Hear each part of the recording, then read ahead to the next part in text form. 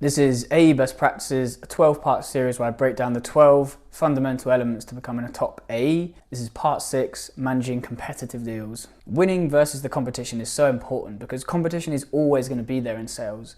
If you're coming up against the same companies time and time again, if you can improve your win rate significantly versus their competitors, then your output in terms of revenue is going to go through the roof. I also feel it's particularly important because every deal that you win versus your competitor brings you up while bringing them down. And so winning a 50k deal versus a competitor means there's a 100k swing in your relative revenues. And ultimately, the biggest companies who are going to buy your type of software will always carry out multi-vendor reviews. So if you want to win the biggest deals, then you need to make sure you know how to beat the competition. The most important thing when it comes to winning competitive deals is to align with the prospect's decision criteria.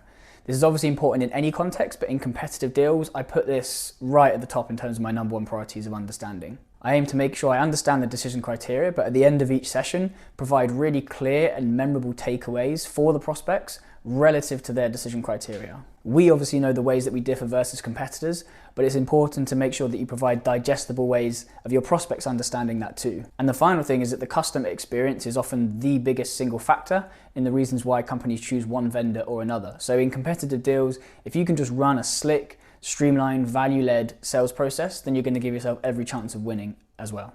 As soon as I understand that I'm in a competitive deal, I'm currently selling CRM, so that's almost always, I'll aim to get the decision criteria out as soon as possible. I'll use a talk track like, hey, so it sounds like you're looking at a few vendors, so you've probably got a good idea of the types of things that you're going to be looking at. So when you're taking this internally and you're deciding, who you're going to opt for, what are going to be the handful, the 2 or 3 key factors that are going to be really critical, non-negotiable in terms of you working with them as a partner? What would you boil that down to?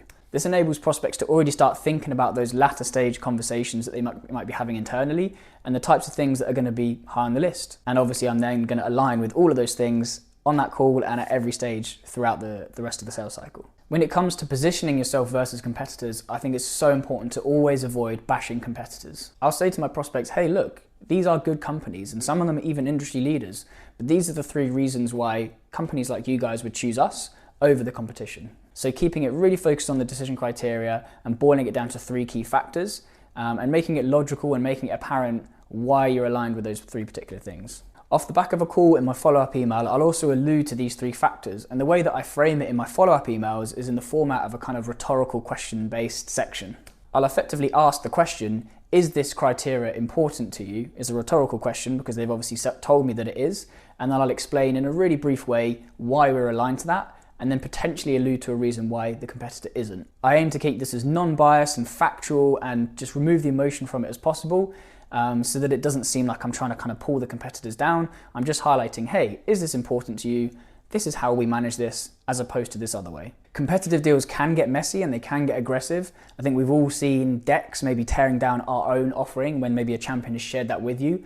But in those situations, I think it's really important to keep calm and just really align with the decision criteria again. What I find this shows is that you're not scared of the competition, that you have faith and you have confidence in your own offering, and that also you've listened and that you're attentive to the customer's requirements and actually what's important to them instead of just kind of making it an arms race. So to summarize, I find that aligning with the decision criteria is the most important factor when you're in a competitive deal.